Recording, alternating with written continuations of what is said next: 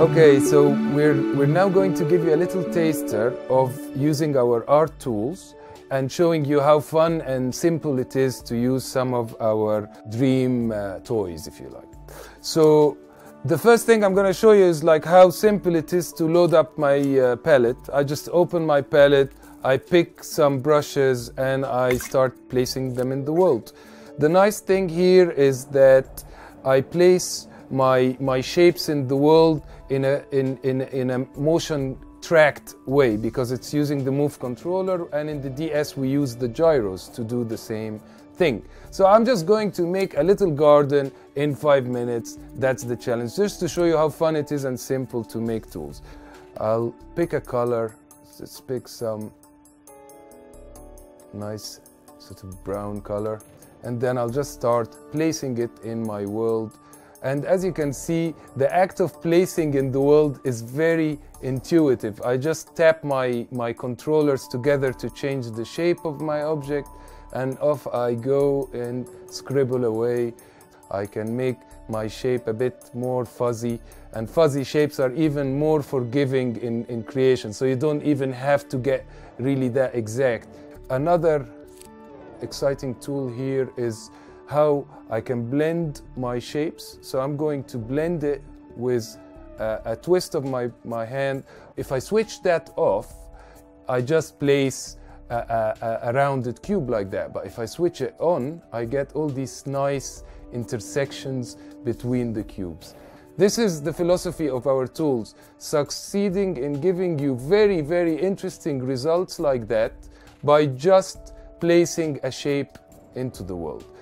The next thing we'll do is we'll take our little mountain formation here that I made. I can grab it, place it in the world. I can take a copy of it, flip it, and make a bigger version, put it beside the other version, and start getting like interesting compositions just by copying and pasting. So it's kind of like 3D plasticine. And now I'm gonna start using my brushes to paint over this mountainscape that we've made some foliage. So the next tool that I will show you is the painting tool. You basically have a bunch of brush types. You pick a brush type and then you pick a color. Let's pick green. And instead of picking like just simple green, I'm gonna make it more fancy by having dark and bright green in that mixer down here. We have a button we press which allows you to make your brush stick on the terrain, so you don't have to worry about the 3D shapes. I just move my hand relatively close to the area that I want to paint on, and it automatically sticks for you on top of the landscape. So the next thing is to make another type of brush to make a bush. And that probably is a nice thing to show as well. This type of brush, it's the cloud brush. And then start placing my sort of brush on top of the world, like that. The next thing I'll do is I'll just copy it a few times, this, and place it in different parts. So it's like a bush formation. And then the exciting thing is that if you don't like something after the fact, I can go and restyle it.